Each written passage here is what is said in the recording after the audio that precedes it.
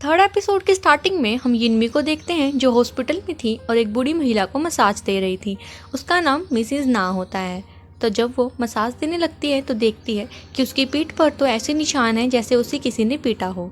और फिर वो उससे पूछती है तो मिसेस ना जवाब देती है कि ये तो तब लगी थी जब मैं बर्तन धो रही थी तो मेरा पैर फिसल गया था। तो यिनमी बोलती है कि आपको एक्सरा कराना पड़ेगा। तो मिसेस ना मना कर देती है और वहाँ से बहाना बनाकर निकल पड़ती है। फिर हम बाहर यिनमी को देखते हैं जो मेन काउंटर पर जा रही थी। उसे वहाँ पर एक बच्ची दिखती है जो काफ़ी ज़्यादा डर रखी थी। तो उसे वो टॉफ़ीज़ देती है और उस बच्ची को टच करने की कोशिश करती है, लेकिन वो बच्ची डर के मारे पीछे हो जाती है। यिनमी को देखकर काफ़ी शक होता है। फिर सीन शिफ्ट करते हैं कुछ बच्चों की तरफ जो स्मोकिंग कर रहे थे और वहाँ पर जेनी और जेवन पहुँच जाते हैं। तो बच्चे पुलिस वालों को देखकर वहाँ से भाग गए थे। फिर वहाँ पर एक लड़का आता है जो वहीं का इंटरनेट कैफ़े चलाता है और बोलता है कि मैंने ही आपको रिपोर्ट करी थी। ये बच्चे अक्सर यहाँ आकर स्मोकिंग करते हैं और शाम को तो ये और भी ज़्यादा यहाँ पर गंदा कर देते हैं, जिसके कारण कस्टमर्स भी नहीं आते। और यहाँ की स्ट्रीट लाइट ख़राब हो गई है, तो मैं चाहता हूँ कि जल्दी से ठीक कर दी जाए। तो जेनी कॉल करने लगती है तो जेवन उसे रोकता है और बोलता है मैं कॉल कर देता हूँ। और फिर वो कॉल पर बोलता है कि यहाँ की लाइट ख़राब है और इसे ठीक कर दी जाए। फिर हम जेनी को घर पर देखते हैं जहाँ वो कुछ सोच रही थी। तो यिनमी उसके पास आती है और बोलती है कि मेरे पास तुम्हें बताने के लिए कुछ है। फिर वो जेनी को बताती है कि आज उनके हॉस्पिटल में एक कस्टमर आई थी जिसका नाम मिसेस ना था और उनके शरीर पर कुछ चोटों के निशान थे और मुझे शक है कि उन्हें घर पर कोई पीट रहा है। फिर वो जेनी को वो फोटो दिखाती है। तो जेनी अगले दिन ही जेवन के साथ उनके घर पर पहुंच जाती है और वो अपने साथ वेलफेयर के कुछ मेंबर्स को भी लेकर गई थी। जहाँ वो उनसे पूछताछ करती है तो मिसेस ना यही जवाब देती है कि वो किचन में काम कर रही थी और उनका पैर फिसला और उन्हें ये चोट लग गई। फिर जेनी को ऊपर के कमरों में से कुछ आवाज़ आती है और वो जेवन के साथ वहाँ पहुँचती है तो देखती है वहाँ पर वही बच्चा होता है जो हॉस्पिटल में यिनमी को मिला था और वो रोने लग जाता है और अपनी दादी को ही बुला रहा था। तो वहाँ पर मिसेस ना पहुँच जाती है और जेनी चेक करती है कि उस बच्चे को भी पीटा गया है और वो समझ जाती है कि ये उसके लड़के का ही काम है, लेकिन ये मिसेस ना ने उन्हें नहीं बताया था, ये अपने आप ही वो एज्यूम कर रहे थे। फिर जब वो वहाँ से जाने लगते हैं तो वेलफेयर वाले उनके पास आते हैं और उन्हें बताते हैं कि हमने उनसे बात करी और मिसेस ना अपने बेटे से दूर नहीं रहना चाहती।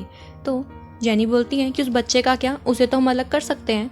तो वो उन्हें बताते हैं कि वो बच्चा अपनी दादी से दूर नहीं रह सकता, ये केस आप हमें दे दीजिए। जिस पर जेनी तो बिल्कुल इनकार करती है। तो वेलफेयर वाले उसे बोलते हैं कि आपको तो हम अच्छे से जानते हैं, आपका तो डिमोशन हुआ है और आप हमारे काम में दखल ना दें, अपने काम से काम रखें। और ये कहकर वो वहाँ से चले जाते हैं और जेनी को इस बात पर काफ़ी बुरा लगता है। फिर जब वो घर जाती है तो यिनमी जेनी से पूछती है क्या उस आदमी को पकड़ लिया गया।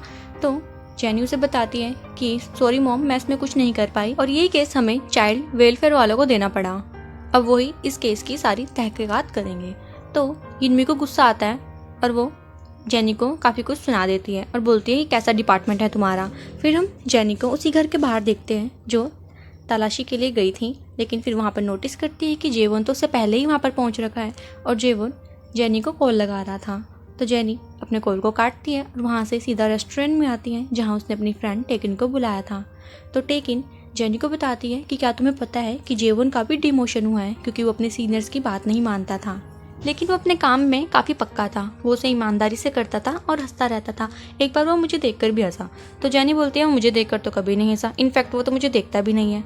और फिर इसके बाद हम देखते हैं कि वो घर की तरफ जा रही थी तो वो उसी स्ट्रीट के बाहर आकर रुकती है और देखती है कि वहाँ की लाइट तो ठीक हो गई है और बोलती है यहाँ का डिपार्टमेंट तो काफ़ी तेज है।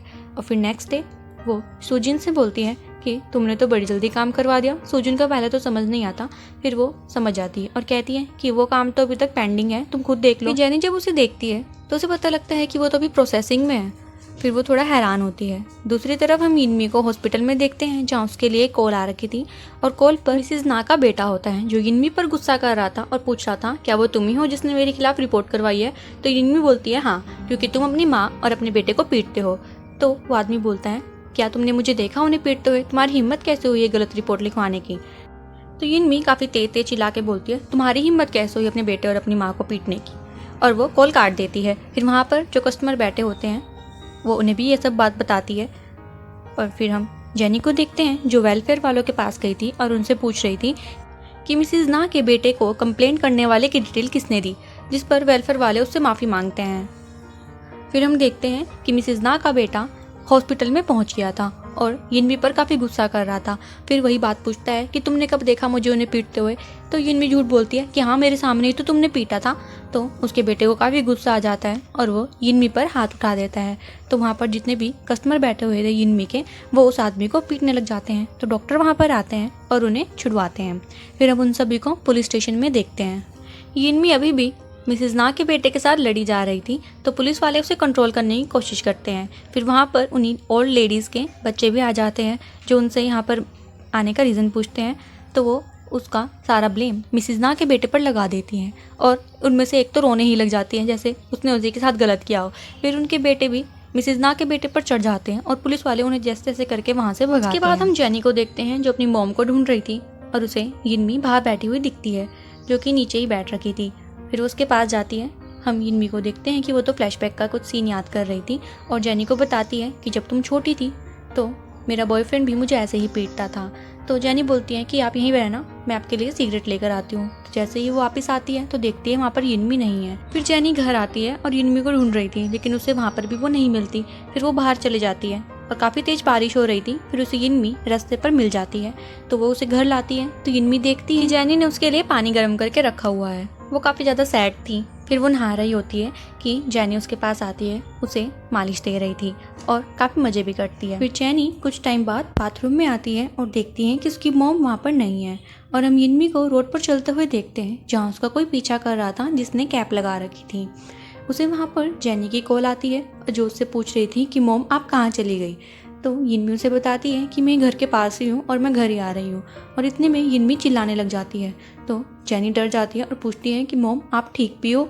तो हम देखते हैं कि यिनमी के पास उसकी एक पुरानी फ्रेंड आई थी और वो जेनी को बताती है कि नहीं नहीं मैं ठीक हूँ, तुम्हारी आंटी यहाँ पर आ गई है। और तब मैं डर गई थी। फिर यिनमी अपनी फ्रेंड को बोलती है कि तुम मुझे बताकर नहीं आ सकती थी, मैं बिल्कुल डर गई थी। तो उसकी फ्रेंड बोलती है कि तुम ये छोड़ो, तुम मुझे बताओ कि जेनी कैसी है। तो यिनमी बोलती है तुम हर वक्त उसी के बारे में पूछती रहती हो, मेरा भी हालचाल पूछ लिया करो। तो वो उसकी फ्रेंड बोलती है कि वो मेरी बेटी है। तो हम दिखाते हैं फ्लैशबैक का सीन, जहाँ उसकी वही फ्रेंड जेनी का ख्याल रखने के लिए आया करती थी और बोलती है कि मैंने ही बचपन में उसके डायपर चेंज किए हैं। फिर वो घर पर उसे ले जाती है, जहाँ जेनी उसे देखकर काफ़ी खुश होती है और वापस में काफ़ी ज़्यादा टाइम स्पेंड करते हैं। जब यिनमी और उसकी फ्रेंड सो जाती है तो जेनी हवा खाने के लिए बाहर आती है और उसे एक गली में से एक लड़का जाते हुए दिखता है, जिसने कैप लगा रखी थी और जीन्स पहनी हुई थी।